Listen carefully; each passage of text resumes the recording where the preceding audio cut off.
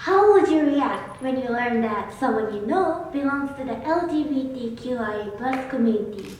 Would you be surprised? Or would you comfort them? Is it rude to say that we support them? I think many of you would try to be supportive, and that is okay.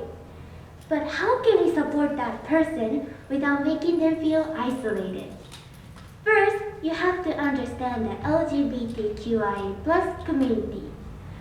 LGBTQIA+ is an acronym that stands for lesbian, gay, bisexual, transgender, questioning, intersex, asexual, and more. These are some of the different sexualities that are in the LGBTQIA+ community. However, there are many more terms to represent your sexuality and gender. In case you're not familiar with these sexualities, I am going to explain what they stand for. Lesbian is a sexuality when a woman is sexually attracted to other women. Gay is the opposite of lesbian, meaning that man is sexually attracted to other men. Bisexual is when you are sexually attracted to both women and men. Transgender is when your internal gender does not match with your external gender. For example, your gender is a female, but you want to be a male. Questioning is when you are not sure of your sexuality or gender. Intersex is when you are between female and a male. Lastly, asexual is when you do not have any sexual attractions to anyone. These are the 7 sexualities that are in the LGBTQIA+ community.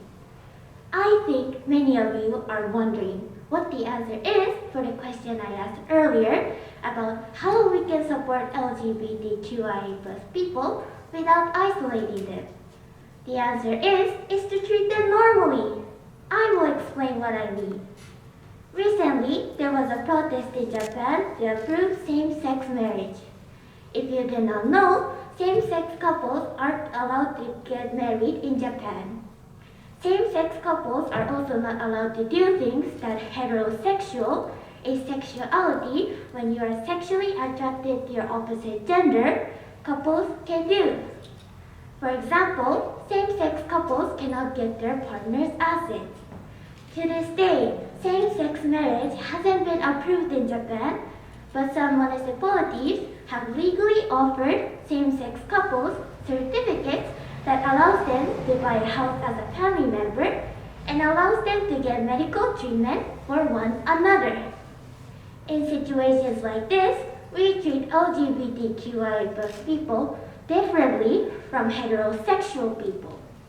Even if we want to make it equal for LGBTQIA+ people, there are still things that these people cannot do, and they have to do special things in order for them to do normal things. In these ways, we are putting them outside the bubble we call normal.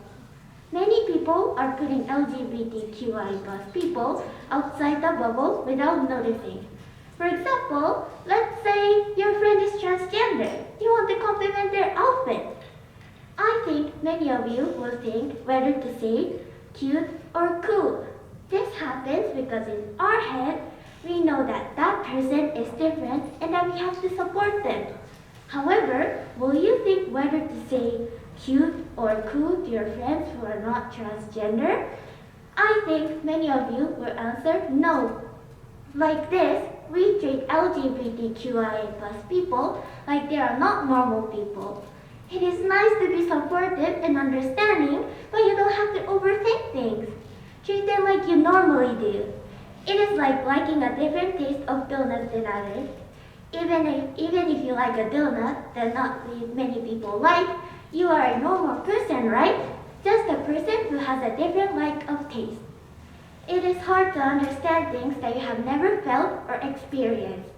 However, that does not change the fact that you cannot try to understand their feelings. Like I said, LGBTQIA+ people are normal people like us.